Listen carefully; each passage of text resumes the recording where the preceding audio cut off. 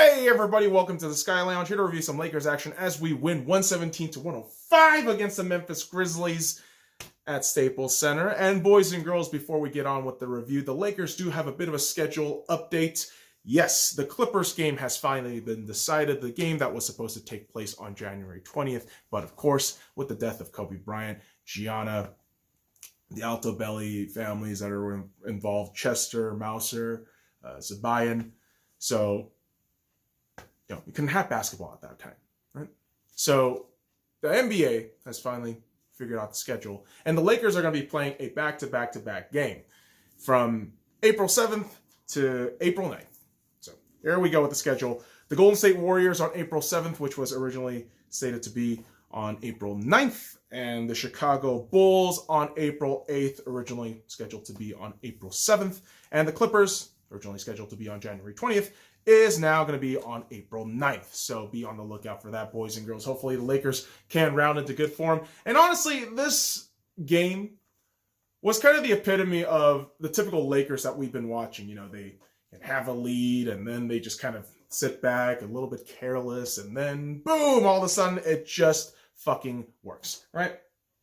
So this game was no exception, where the Lakers had a bit of a worrying start. AD had to head to the locker room right away with a bit of a leg injury, and immediately your thought process is, holy shit, AD is injured. Oh, fuck. And the panic starts settling in, because we all know that, listen, without AD and LeBron, this team is a 10th seed, 12th seed at best. So, I mean, no discredit to all the guys there, but let's be honest, it's AD and the LeBron show. So LeBron takes it upon himself to get shit rolling. And unfortunately for JaVale McGee, our key center in the first quarter, collects 3 fouls almost immediately. And you see Memphis just bringing it early on. And I love this Memphis team. I love everything about this Memphis team, from Ja Morant to all the guys next to him, Clark, Jackson Jr., even Valanciunas, man. I mean, they're doing the fucking work down there. And you saw the Lakers just kind of getting a little bit bothered. Not too much, but just a little bit shaken up at times. And the Lakers are only able to lead 28-20 by the end of the first quarter. But you can still see a relatively firm control in the game by the Lakers, where it was just basically left up to them to see if they wanted to win or not. That's as egotistical and arrogant as it sounds. That's the kind of talent the Lakers have been just oozing out the last, I don't know, how long has the season been? Like, damn near fucking 4 months now. So with all that, you move into the second quarter, and the Lakers were absolutely demolishing Memphis's defense, relatively speaking, because Memphis just could not get a lot of things going compared to the Lakers. And even Ja Morant was struggling. I mean, you could see this kid struggling.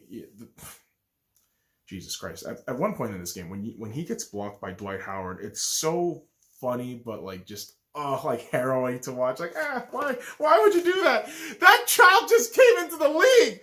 But he just came into the league. You have to do that. And so the Lakers goes ahead and takes firm and dominant control by the end of the first half. And going into the locker room, 60-41. All right? You're feeling good about yourself. You're probably thinking, all right, Memphis is going to tire out a little bit. Far from it. This Memphis Grizzlies team that just played a back-to-back game before they played the Lakers against the Sacramento Kings came back from a 20-plus point deficit, nearly made the comeback, but just short. And unfortunately, this would be the same story for the Memphis Grizzlies, because they brought it so fucking close, especially in that third quarter. You could see the clawing and scratching. And really, the Lakers just didn't help themselves. JaVale McGee with 5 fouls by halfway into this third quarter, and you're feeling the word carelessness is highlighted in this quarter. And the Grizzlies are able to just cut this deficit into a 7-point game by the end of the third quarter, only trailing 77-84. And you have to realize, at one point, the Lakers were leading Lakers were fucking leading at 25 fucking points. And so by the fourth quarter, when the Grizzlies start bringing it real close, 5 points, you're sweating a little bit. You are sweating because this Lakers team, as good as they are, they can be careless. They can just kind of let loose. And thank God we got an actual coach in Frank Vogel that can say, hey, look, Buster, come on, let's keep it going. Let's not slack on defense at least. But man, Memphis brought it close. Memphis is that gritty, grimy team that is still very young. Their oldest player is 30. And so for them to just show out like that, and especially in that third and fourth quarter, was immensely impressive. And I was very nervous. I thought, oh, shit, we could win, but they're not making it easy for themselves. And the crazier part, too, of this game was AD was absolutely terrible in free throws relative to him. Because I think, yes, that injury that he had early in the first quarter, I mean, damn near start of the first quarter, probably fucked up his footing and his stance a little bit. But when we read the score, it's just fucking ridiculous of the box scores that these guys can tally up even on a bad night. But for LeBron James, a great night for him on the free throw line. He made fucking 11 of 12. And at one point you're thinking, oh shit, he could go perfect. And in the fourth quarter, he just bottled it. Which, listen, it's the fucking free throws. It's fine. He can miss one. But for him to just miss one out of the 11 he made, it just blew my fucking mind. And when we talk about getting your mind blown, we got to talk about Alex Caruso. Alex Caruso is just one of those guys where on the box score, he's not going to show those numbers. He's not going to be the sexy Russell Westbrook, oh, look at this man, Carmelo Anthony. Blah. It's not going to be any of that shit. What Alex Caruso does has to be seen on the basketball court, has to be watched, right? The eye test has to be there. And what the eye test shows is a fucking relentless defender, a goddamn warrior. And when AD, who, again, on a bad free throw night, misses a free throw, Caruso jumps over, nobody guarding him, nobody there. Caruso jumps over, grabs a fucking ball and says, this shit is mine, and dunks the missed free throw. If that doesn't tell you the fucking heart, passion, and just energy and grit that this man has for the game and how fortunate we are as Lakers fans to have a guy like this, you guys are fucking crazy if you thought we had to trade him. Fucking nuts. And I know a lot of people are saying, oh, we cut Boogie. Why? Because honestly, right now, like, Boogie can't play, right? And the guys we have been rather, whether they're sporadically doing it or consistently doing it, we have guys that can all play well. They can. Yeah, you can shit on Kuz, you can shit on Rondo, but the reality is they're actually really good in the grand scheme of the Lakers season, right? Because once you get this win, right? Because Memphis just couldn't find the it factor in this game in the fourth quarter. But when the Lakers win this game, they have tallied their total season wins to 42.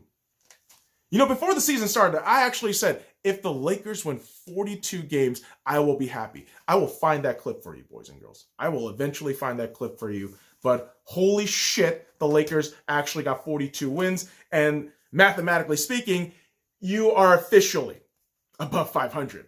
Oh my God. And more than likely, you're making it to the playoffs, which is amazing. And what's also amazing is this Memphis Grizzlies team. Like I said, I drool over this Grizzlies team as to how well they play. And so we got to talk about some of these guys. Josh Jackson Jr., 20 points, 3 rebounds. Sometimes I can't read my own goddamn writing because my hands are shit. But Jaren Jackson Jr.'s hand, not so shit. Jaren Jackson, Jesus, Josh Jackson. Sometimes brain goes poo, boys and girls. But again, these Memphis Grizzlies didn't go poo. They fucking brought the heat. And Jackson, with shooting at 75% in field goals, just immensely impressive. Brandon Clark, 14 points, 10 rebounds, 4 assists, 1 steal, 1 block. God damn, this kid was just drafted. Ooh, what a stud. And when we talk about studs, John Morant, who for himself did not have the best of nights. 17 points, 1 rebound, 3 assists. The Lakers caused him all kinds of problems, but we know the talent this kid has. We know the potential of this kid. And the fucking heart that he wears on his sleeve, I mean, it's just going to attract more players to that squad. And it's going to make this close group knit of guys, young guys, even better in the near future. And here's the thing. Their head coach in his first season, is 28-28. They are the 8th seed at 500. That is unbelievable. To think about this, just think about this. A first-year head coach in the Western Conference is projected to make the playoffs. And right now, with 56 games played, they are 500. When they were slated to be one of the worst teams, right? One of the worst teams in the West. I mean, a lot of people coming in thought that. But Ja Morant has proven himself, I mean, above and beyond. Empirical evidence that he is the rookie of the year. I know there's this fascination with Zion Williamson. I understand that. But you have to understand what Ja Morant is doing with the squad around him. It's unbelievable. And it's kind of like the same, similar OKC situation, but you have a veteran presence there versus this rookie just coming in, just blasting his way through. But against the brick wall known as the Lakers, they just couldn't get the win. And the Lakers are led by LeBron James, who I have to rep out today. LeBron James with 32 points, 3 rebounds, 7 assists, 2 blocks, and again, 11 of 12 on the free throw line. Immensely impressive game from the King himself. And no surprise, right? I mean, we get these 25-plus point games. We're like, oh, yeah, kind of expected. Kind of odd when he gets the teens, but that's also compensated by like the teens of the fucking assist category. But this, I lose all fucking thought process before talking about this because Anthony Davis' stat line, it's stupid. Listen to this. 28 points, 13 rebounds, 4 assists, 1 steal, 7 blocks! There's a reason why I bought his jersey. There's a reason why I bought AD's jersey. 7 damn blocks! And he was injured too. Oh my God, that's just amazing. Oh, AD is going to be something else. I hope we can keep him long term, not on a one year contract. I hope it's a long term 3+ year deal where we can keep AD. Oh my God, dude, this guy is just unbelievable. This guy is just absolutely unbelievable, and partnered alongside him. You got guys like Avery Bradley, who gives you 14 points, 5 rebounds, 1 assist, 3 steals, 1 block, just a complete game from him. Alex Caruso, 9 points, 4 rebounds, 1 assist, 1 steal, with one of the best defensive ratings in the team in this game. And far beyond, I mean, this game, this guy has just been a defensive monster. And the lesser-known cat in the stat category this game, but someone who was very noticeable if you're watching the fucking game, which a lot of NBA fans can't attest to. I'm sorry, guys, but a majority of the fucking fans that watch NBA, they don't watch the actual fucking game. They watch highlights. Goddamn, even Shaq admits to saying, like, I only watch the highlights. Yeah, Shaq, no shit. That's why you don't know fucking Memphis. But here's the thing. If you don't watch the actual game tapes, you will miss out on what great things Danny Green was doing. 3 points, yeah, not the greatest. 3 rebounds, 3 assists, 3 steals, 2 blocks. Those 2 blocks were immensely impressive. Those 3 steals. Oh my God. Crucial moments of getting those fucking points and those turnovers. And the Lakers combined for 14 blocks on the night. Obviously, 7 of those belonging to AD, but 14 fucking blocks. This team is getting led by defense. And guys, might be an old fogey for saying this shit, but obviously, defense wins championships.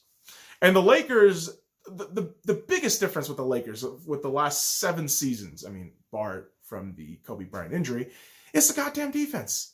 At least the Luke Walton era of 3 years, we could take that sample space and think, what was wrong? Obviously, you have the best defensive player in the game, one of the best defensive players in the game in AD, and LeBron James just playing up to snuff after finally having a postseason off, which was probably alien for him. But this is a Lakers team that's just coming together at the right time. They're rounding into form, and God, I wouldn't be surprised if they get 60-plus wins. I really wouldn't be surprised. And obviously, you have the You have all the haters that are going to say, oh, the Lakers are good enough. They just beat a Memphis team. This Memphis team is actually really fucking good if you actually watch basketball. So the Lakers, night in, night out, are competing at an elite level, and I love everything about this Lakers team right now. Just the heart, the grit, the veteranosity, that fucking made-up word, that bullshit that just thrown out there. But I love the way this team just comes together and gets shit done. So it's a great day. It's a great day to be a Lakers fan. I mean, hell, it's a great season to be a Lakers fan, man. I know a lot of you motherfuckers fucking jumped on the goddamn bandwagon, but fuck you. It doesn't matter. It's goddamn Lakers. And we're going to goddamn mow through the rest of the NBA through the rest of the season. So let's keep it going, boys and girls. Tomorrow, we got the Boston Celtics coming to the Staples Center. Remember what happened last time with Boston? 30-plus points. I remember reviewing that game super fucking late because I didn't want to talk about it. I just did not want to fucking concede the notion that these Lakers went out there to TD Garden and laid a complete egg against the biggest fucking rival in team history. So I hope I really just do hope the boys get their shit together for that game. It's nationally broadcasted, 12:30 Pacific Standard Time on ABC. Hopefully everyone's healthy. Hopefully everyone's good to go. And I want to see the same for the Celtics. I want to see everybody healthy. I want to see Kemba Walker. I want to see the best of the best go against each other and not get fucking blown out. I want a close game. Selfishly, I want a furious defensive game. Like an 84-83 kind of game. But I know we're not going to get that. You're probably going to get as my buddy Hugo says, a 130-127 kind of game. And I do not doubt that at all at this point. So the Lakers got a big task ahead of them tomorrow. So let's hope for the best, boys and girls. So follow me at the Sky Lounge and all the links in the description below. Like, comment, subscribe for more daily contents. Let's go, Lakers!